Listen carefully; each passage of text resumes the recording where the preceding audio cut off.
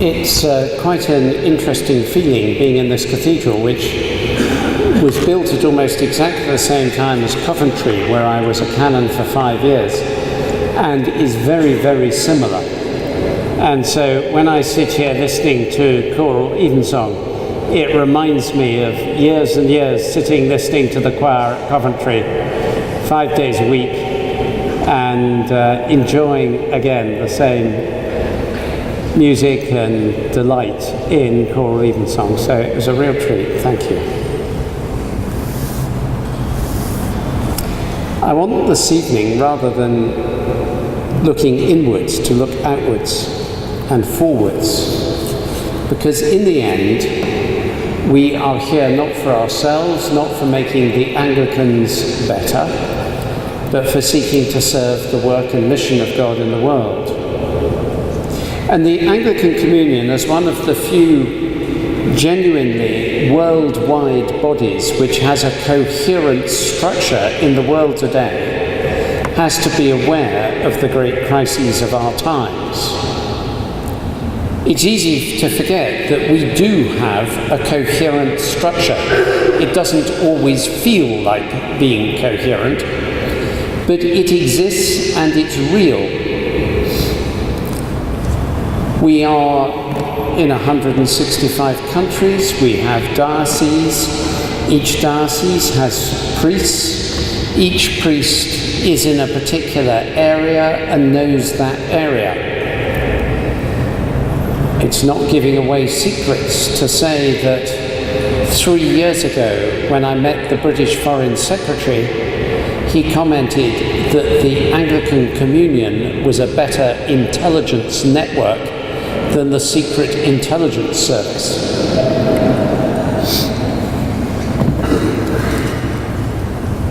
But because we are all over the world, and because we are stretched and pulled by our differences, as we've looked at this week, the temptation is either to think only of internal questions or of traditional issues, and not to realise that around us the world is shifting on its axis.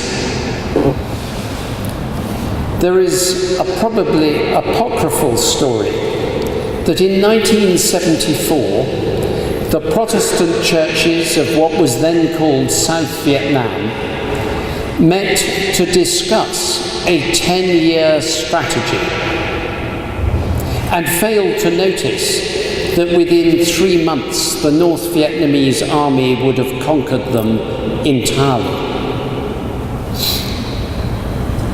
Sometimes the issues we face, even if they are not new, become acute in a new way and compel us to rethink how we work and how we apply the gifts given by God in the mission that He also gives us. It's like if you go to a play, to a theatre. Occasionally, when you are watching, there are 1 or 2 characters who come on the stage and dominate the entire story of the play. They may not even be in every scene, but every scene in some ways relates to them. And their plans only make sense, and the scenes only make sense when we remember that they exist. I was recently reading Shakespeare's Macbeth, and Macbeth and Lady Macbeth dominate the play even when they are not on the stage. 2 actors dominate our world stage at present, I would argue. One is religiously motivated violence, and the other is climate change. The attacks in Brussels before Easter, the Paris attacks last year, the atrocities in Istanbul, Burkina Faso, Côte d'Ivoire, and many other places, Boko Haram and the horrors of Daesh, persecution in India, in Myanmar, in Sri Lanka, in Pakistan, and many other places, and a million other conflicts have made it clear that when it comes to violence, we are in a new era. For the first time in several centuries, we have been facing major global conflicts with a very clear religious content, in which at least one side, if not both, finds that theology is its principal motivation, and whose actions are profoundly evil. It doesn't matter whether it's radicalized Buddhists in Myanmar, or Hindus in India, or Muslims in many countries. And sadly, Christians are part of these actions, whether as participants, as in the Central African Republic, or as funders and suppliers of weaponry. And wherever we go, the second actor comes up. The issues of climate change are being more and more clearly felt, as we have discussed today. They have a huge impact on economics. They generate conflict. They increase inequality to destabilizing levels. There are moments of hope, such as at COP21 in Paris last December, in which Anglicans, led by Archbishop Tarbo, made a significant difference. Yet, at the same time, as we have heard and remember day by day, the outlook of climate change is not potentially bad, it is potentially fatal for the most fragile countries and regions on Earth, and for the billions of people who live in them. Both these characters, religiously motivated violence and climate change, are global. Both these issues are generational. They can't be solved in 2, 3, 4 years. They will take a generation or more. And both, and this is where most of the world forgets this, both characters can only be confronted with a theological and ideological approach, and with a story, with a narrative that is sufficiently powerful to overcome the natural selfishness of one generation, or the selfishness of countries that are more secure. At its heart, these challenges are theological, and they require a deepening of our theological resources. We can only confront them by bringing them face to face with the reality of a God who we study, worship, engage with theologically. That is, incidentally, why I have supported Bishop Graham Kings, who was here earlier this week, as mission theologian in the Anglican Communion. We need to develop our theological strength and visibility in every part of the Communion. Graham's remit is to support, with others such as the ACO and the ACC, the development of the visibility of the hugely deep and important theological resources in parts of the world that the historic centres of theology, mainly in the global north, too easily forget. For some of us, the crisis of violence is distant geographically. For all of us, the crisis of climate change is both present but often unrecognised, but also distant in time, in that its most profound effects, its most terrible effects, the effects that will kill hundreds of millions, if not billions of people, will not be felt for at least a generation, although the beginnings of the impact are with us very clearly today. Both these crises play a role, are present, like the Macbeths, in the other scenes on which we concentrate. Gender-based violence is much worse in societies in conflict or under climate stress. Indaba is required to be a tool in reconciliation. Interreligious relations are at the heart of what we do. Good families are the basic building block of restoring justice and peace, hope and capacity to thrive in the midst of troubled times. The UN and its agencies is crucial to a global response, and that is why we are there. And the UN and its agencies are helpless if that response does not have a clear theological impact. Aid requires alliances, and so on. But for me, the single vision is to ensure that these two powerful characters in our play, in the play of our world today, in the theatre in which we live, these two characters, religiously motivated violence and climate change, find that in the next generation their parts are reduced in the story of our world, and their roles are eliminated before the final curtain comes down. Because if they are not eliminated, they themselves will bring down that curtain. It is our call, I suggest, as Anglicans, to be at the heart of those who rewrite the play, who bring a new ending. Let me take them one at a time, and then look at some answers.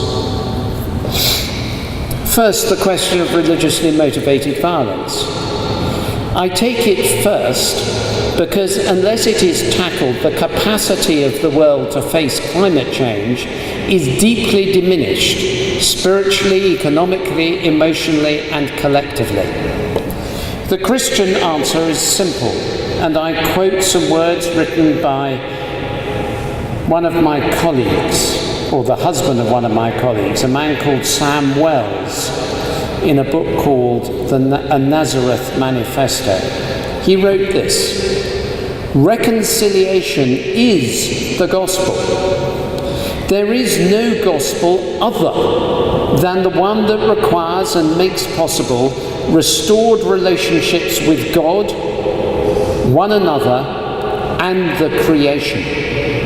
God has no ambitions and seeks no final goal beyond restored relationship. That relationship is the telos of creation. To be Christian, we must include, we must be reconciled. Where our present condition leaves us today is with wars, humanitarian crises multiplying, and an unbreakable link in each country between what is happening internationally and domestically, which means that everyone's domestic policies will constantly be disrupted by overseas events. Last December, the government officer who is leading on how in Britain we deal with radicalisation came to see me. She said, I cannot think about anything outside the UK. And I said, That's like trying to clean up the ground floor of your house when a river is running through it. Domestic and international are totally linked. And if warfare and armed action are the primary tools we use, then what we are doing will become utterly wrong and will fail. There is that temptation in so many countries. We are in struggles in which we must engage in the right way. We must do the right thing, but we must do it in the right way. Or we will ourselves sow the seeds of further conflict. Those countries that confront climate change by seeking to make sure they have access to raw materials that others will then not have access to, condemn the world to conflict.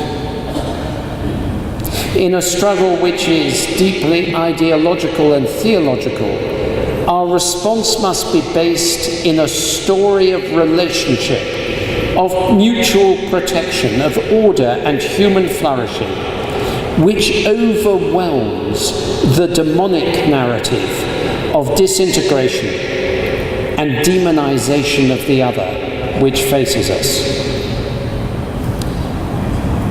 I pray that we could get hold of a political vision of what reconciliation in this struggle would look like, that must include the idea of a world in which religiously justified violence is eliminated. It was nearly true a few years ago and is being reversed for many reasons: economic, sociological, political, cultural, environmental, and demographic, with some religion in the middle as a good hook to call all these other causes together. We must overcome this upsurge in religiously justified violence, which by its nature in all of the great world religions perverts and abandons its original host by exempting itself from ethical principles and cares nothing for human life. The second challenge is that of climate change. I've come late to this, recognizing for years that it was very important, but failing to grasp its significance, especially among young people. Underlying the issue of climate change is the reality of global injustice and inequality. We are not all equally at risk. And those for whom the risk is less, forgetting solidarity, often will not see the problem. At the same time, there is a conscious rejection by some climate change skeptics of the nature of intergenerational equality. It is felt that the problems of 100 years away are too unpredictable to permit us to spend money and effort now. Quite apart from the science, the theology of this is terrible. The Church exists in space and time. We are joined by baptism to all past and all future Christians. Unless Christ first returns, the fate of those who will be in the Church, let alone the rest of humanity, in 2116 matters deeply to us now. But for human beings to make the decisions necessary requires the overcoming of our natural selfishness with a greater force. And that force is the call of God to intentional discipleship across time as well as space.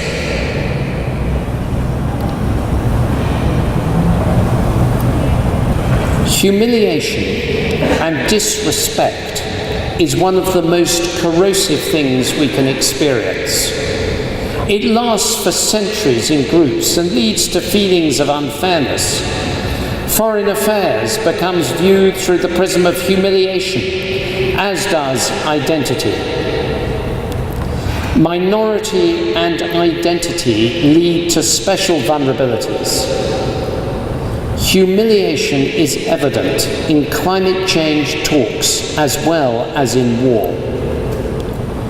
The response of Jesus is to point to the goal of breaking barriers through love that defies enmity, and in so doing, offering a way of justification through accepting the unconditional grace of God. It hardly needs adding that love needs resourcing, or it is mere emotion. It is for that reason that the contributions of provinces and the remarkable generosity of Compass Rose make such a difference. So we need to begin by recognizing our selfishness, our human fallenness. And secondly, we must reassert solidarity with one another, with all of one another, but also with generations not yet seen. Solidarity has been vastly expanded in its potential scope by the development of information networks, and it has been deeply undermined through the refugee crisis in the short term and through social media in the long term. The refugee crisis and social media bring presence without relationships, both in war and in the impact of climate. We see everything and we know no one. Threatened, we retreat. Solidarity is based in the essential dignity of every individual in creation and in salvation. And the demands of solidarity increase inversely to the weakness of the person we see. Our fallenness, our solidarity, and lastly, we must restore wisdom. Wisdom gives us back the subtleties of theology. A curse of our age is theology without subtlety, theology without nuance, theology as a club rather than a torch that illuminates. Subtle theology enables us to engage with the other across religions, across boundaries of continent and climate, without hatred. As Anglicans, we need to express these ideas, and we need to express them with a story that we can tell that is more beautiful than the self-interested stories of those who promote conflict or pillage our planet. The Church will be core to building this beautiful story, not through force or authority, but by our authentic living out of the difference that Christ makes. This is where intentional discipleship is not merely a Christian virtue, but an essential for the survival of the world. To live out our differences in intentional discipleship has to be done in the midst of a dark world where tragedy is a category in which many of us live today. It was in a world of tragedy that Jesus made decisions, and we know through him that God has not abandoned us. God shows us in Christ that God is on the side of the world and of every human being, seeking changed hearts that lead to life, not death. In practice, we must start our relationships of love and human dignity and human flourishing with identity, hospitality, and generosity. Can we have Christian communities that give identity to those who are swept hither and thither across the world by the impact of climate change or war? The 60 millions of human beings whose identity is destroyed, and yet the Christian community offers identity. Religious community provides the stability that weak communities need. Religious communities can be the safe channel to express legitimate grievance and the starting point for the building of bridges between opposing sides. We must be confident in pointing towards God, whose arms are open but nailed to a cross. We affirm the indivisibility of incarnation and justification, of salvation holding together manger, cross, and empty tomb. The glory of God is revealed in that God became a living person. Through God's grace, we find identity. A theology of identity calls us to love that gives inclusively of ourselves. To love the neighbour whom I consider impure is better than to preserve my purity by keeping them at a safe distance. Not least, I will often discover I was wrong. Identity happens in relationship through hospitality. Hospitality is the second of the key elements of a more beautiful narrative. Both the giver and receiver of hospitality risk identity loss. So all hospitality has to be accompanied by the giving of social dignity. Hospitality is a powerful cure for challenging the right not to be offended. It's a powerful way of enabling hearts and minds to see a new future in which we accept each other. We find it in Darson partnerships, in Indaba, in links and friendships. We give social dignity without taking away social freedom. We need listening relationships for hospitality. Longfellow said, "If we could read the secret history of our enemies, we should find in each man's life sorrow and suffering enough to disarm all hostility." To listen is essential for both our great challenges, and it leads us to the dignity of good disagreement, in which we view diversity as a blessing, not a threat. None of this is easy. Peacemakers come to be seen as the enemy.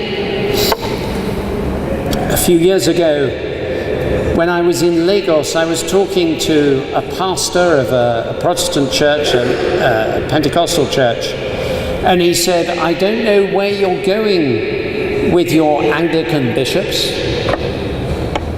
I've just become one, so that seemed a bit rude, but there we are. And he said, "Did you know you have a Muslim bishop? A Muslim bishop in northern Nigeria?" I said, "I don't think we do." He said, "Oh, yes, you do." Began to sound like a pantomime. "Oh, no, we don't." I said, "What's his name?" He said, "His name is Josiah Idowu Fierro." "Did you know we have a Muslim Secretary General?" I don't think so. Why was he accused of such a thing? Because he insisted that reconciliation was part of his life and ministry as an archbishop in northern Nigeria. Heroes of peace become the victims of their own people. They shake hands with the enemy, whether a violent enemy or the company that pollutes or the nation that rejects climate science, and to do so is seen as the ultimate disloyalty. Fear is the greatest enemy of any dialogue. Hospitality attracts suspicion. May Anglicans become deeply suspicious to everyone else because they are full of hospitality. And the final aspect of this new narrative, it's not the final aspect, a third aspect, is human flourishing. We need a new theological dialogue, based in wisdom, expressed in solidarity, giving in love and hospitality, which focuses on human flourishing. We oversimplify the challenges of religiously motivated violence and of climate change. We must challenge their oversimplification. We must welcome the richness and the wealth of what God has created. Such a theological dialogue, a new one, of human flourishing, offers a better option. It is willing to name violence and corruption in its own tradition. To deny it only aids extremism. A text may be sacred, interpretation is not. Dialogue names the perpetrators of violence when they are part of our faith tradition. Dialogue says the people who killed 7,000 Muslims at Srebrenica 20 years ago were Christians. Dialogue accepts that Christians were for generations using the earth's resources as though they had no limit. Dialogue accepts that Daesh are Muslim. Dialogue names the issues in climate change. It permits us to hear when we've failed. A dialogue of human flourishing means that hard words are said in the context of soft relationships, and their hardness dissolves into understanding. And when we look at our religious leaders of other traditions, we need to love and support them so that they can find the theological and ideological aspects of these two struggles. We must own our problems and confront them. Intentional discipleship is based on the empowering filling of the Spirit of Christ. It does not attempt everything, but it faces reality well. It risks so that Christ may be glorified. It loves so that Christ may be seen. It blesses so that the purposes of Christ are accomplished. It does not abandon, but embraces. It does not hate and scoff, but it weeps and mourns. It is our all as Christians, and nothing can be more important. Amen.